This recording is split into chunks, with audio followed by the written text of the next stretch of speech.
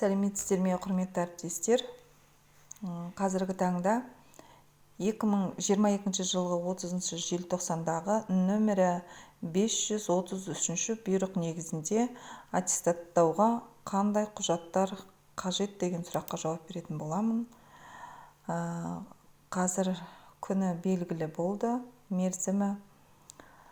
Ең бірінші кезең портфолио жүктеу кезеңі.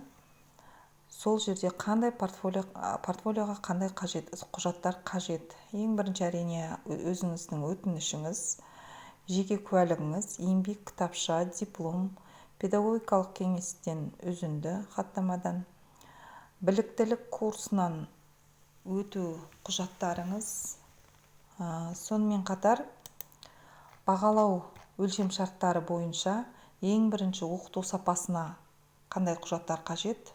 Бұл жерде сабақты талдау бойынша педагог модераторға 2 сабақ, педагог сарапшыға кемі 3, педагог зерттеушіге кемі 3, шебер педагогқа кемі 4.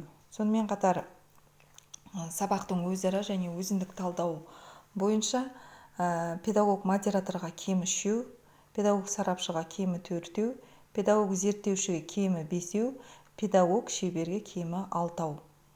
Сонымен қатар сабақты бағалау нәтижелері бойынша бағалау парақшалары жүктеу қажет, дайындау қажет. Осы жерде модераторға 3 бақылаушылардың пікірі,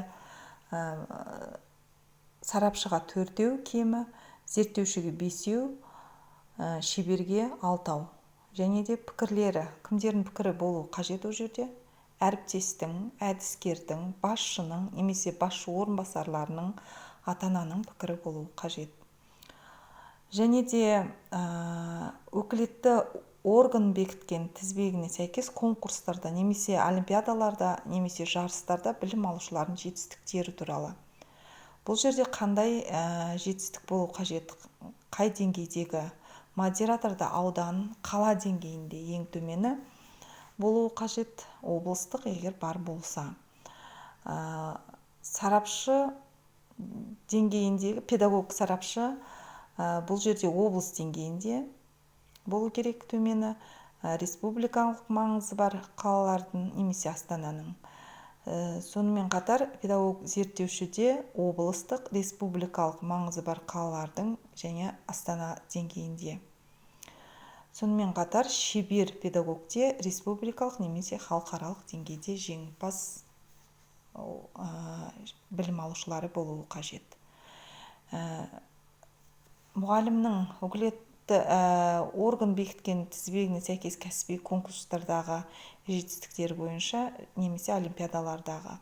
Бұл жерде педагог модераторы аудан көлемінде болу керек, сарапшыға облыс көлемінде кемі, төменгі деңгейде төмені,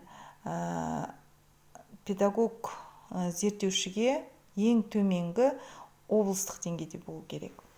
Яғни республикалық маңызы бар қалалардың және астананың деңгейінде егер бар болса.